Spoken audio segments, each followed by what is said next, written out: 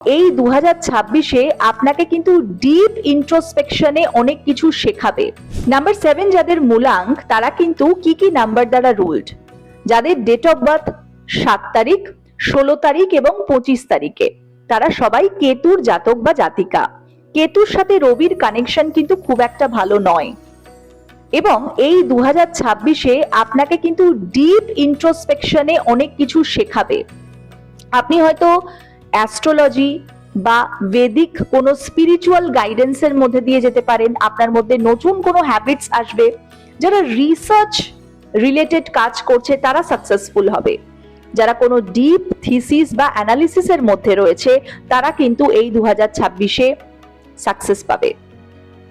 রবির সাথে কেতুর একটি রিলেশন সবসময় অ্যান্টি, সেই জন্য আপনার মধ্যে একটি হিউমিলিয়েশন অথবা কোথাও হয়তো অসম্মান পাওয়া, হিউমিলিয়েট হওয়া, এরকমও সিচুয়েশন কিন্তু এক্সপিরিয়েন্স হতে পারে 2026-এ।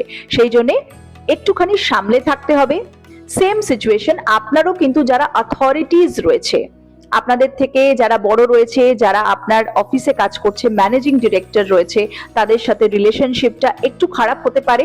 সেক্ষেত্রে একটু সচেতনতা কিন্তু বজায় রাখতে হবে।